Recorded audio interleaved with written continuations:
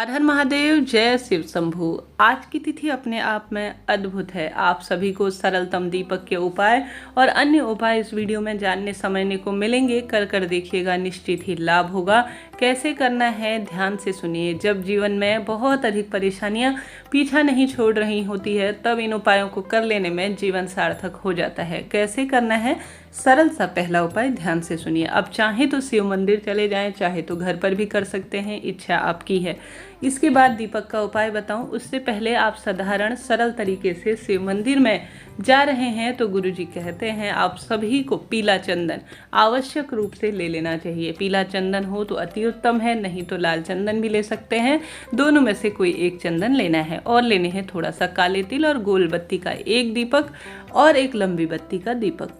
ठीक है, लंबी बत्ती का दीपक जो पितरों के नाम का है वह है, और गोल बत्ती के दीपक महादेव के नाम का है।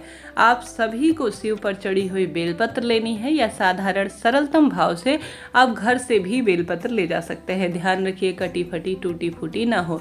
आप सभी को 5 बेलपत्र लेनी है। ठीक है, 5 बेलपत्र की संख्या अपने आप में अद्भुत कही गई है। आज इस उपाय को आज भी कर सकते हैं, कल भी कर सकते हैं, परसों तक भी कर सकते हैं, क्योंकि आज एकादशी 12 बजे से सोमवार के दिन से शुरू हो जा रही है, 12:36 से। और साथ ही कल भी एकादशी है। आप सभी जानते होंगे कल एकादशी का व्रत किया जा रहा है, और साथ ही परसों प्रदोष का व्रत है। कुल मिलाकर तीनों दिन में से जब भी आपको समय मिले, इन सभी उपायों में से कोई सरल सा उपाय चुनकर आप कर सकते हैं। निश्चित ही आपके भाग्य खुलेंगे। तो हम बात कर रहे थे सर्वश्रेष्ठ उपाय की। इस उपाय को पूरी रात्रि तक किया जा सकता है। 3 दिनों में जब भी समय मिले तब कर लीजिएगा।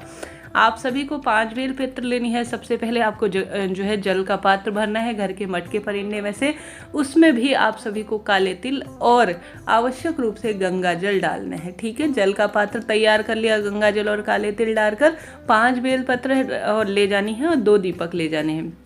आपको पूर्व या उत्तर दिशा की ओर मुख कर लेना है। श्री शिवाय नमस्तुभ्यम या जो है महामृत्युंजय मंत्र या साधारण सरल तरीके से नमः शिवाय ओम मंत्र का जाप करना है। सबसे पहले आपको पूर्ण रूप से शिवलिंग पर जलाभिषेक कर देना है, और उसके पश्चात 2 दीपक लगाने हैं।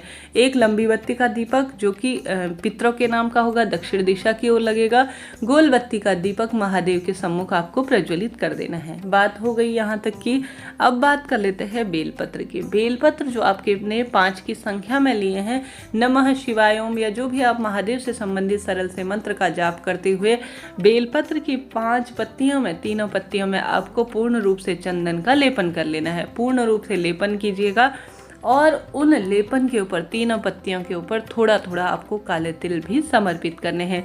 एकादशी, प्रदोष और साथ ही यह पितृपक्ष के दिनों में तिल के उपाय बहुत जल्दी लाभ देने वाले होते हैं। और साथ के साथ गंगाजल और पीला चंदन, यह सभी चीज़ें पितरों से संबंध रखती हैं और सभी ग्रह दशाओं को समृद्ध बनाने में सहायक है।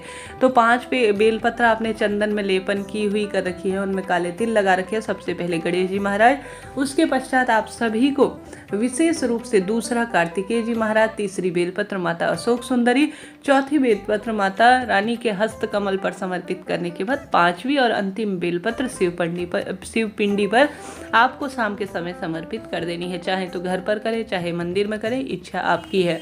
पितृ देवी देवताओं का उद्धार हो, शिवलोक में स्थान प्राप्त हो, यह प्रार्थना करते हुए आपको महादेव से प्रार्थना करनी है। रोग दोष कष्ट का शमन हो, यह प्रार्थना करते हुए आप सभी को भूल चूक के लिए क्षमा प्रार्थी होते हुए साधारण सरलतम भाव से आज यह उपाय करना है। कर देखिएगा, निश्चित ही भाग्य खुलेंगे। रोग दुख दरिद्रता का नाश होना ही है। बात कर ली हमने पहले उपाय की, अब बात कर लेते हैं दूसरे उपाय की।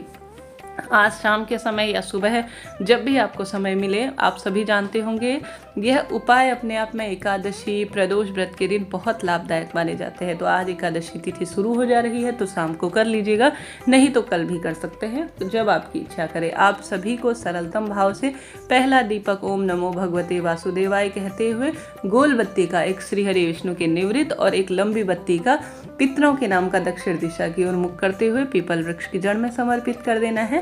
पहला दीपक आपको यहाँ समर्पित करना है। दूसरा दीपक आप सभी को बेलपत्र बेलपत्र वृक्ष कहा जाता है। अगर किसी व्यक्ति की मृत्यु हुई हो, अगर वह बेलपत्र वृक्ष के नीचे से गुजरती है या उसकी छाया भी प्राप्त होती है ना, तो पितरों का तारण हो जाता है, रोग दोष कट जाते हैं। पितृपक्ष में सबसे ज़्यादा महत्वपूर्ण पूजे जाते हैं पीपल वृक्ष और बेलपत्र वृक्ष। तो बेलपत्र वृक्ष अगर आप लगाना चाहते हैं तो पितृपक्ष में लगाइए, पीपल वृक्ष लगाना चाहते हैं तो इन दिनों लगाइए, लाभ 4 गुना मिलेगा और पितृ भी तृप्त होंगे। तो दूसरा, आपको दीपक एक गोलबत्ती का आवश्यक रूप से महादेव के निवृत्त में जो बेलपत्र है उसमें लगाना है और पूर्व दिशा की ओर इसका मुख होगा। घी का यह दीपक लगेगा। नमः शिवाय ओम या श्री शिवाय नमस्तुभ्यम मंत्र का जाप करते हुए दूसरा दीपक आपको बेलपत्र वृक्ष के नीचे लगाना होगा। तीसरा दीपक आपको माँ तुलसी के आगे समर्पित करना है। गुरुदेव हमेशा कहते हैं एकादशी के दिन तुलसी में जल नहीं चढ़ाया जाता, पत्तियां भी नहीं तोड़ी जाती। ऐसे में आप सभी आवश्यक रूप से आज, कल और परसों दीपक तो जरूर से लगाइएगा। दीपक लगाने का लाख गुना विशेष तिथियों में फल प्राप्त होता है। तो आप सभी को तीसरा दीपक आज जो है वह तुलसी माँ के आगे लगाना है।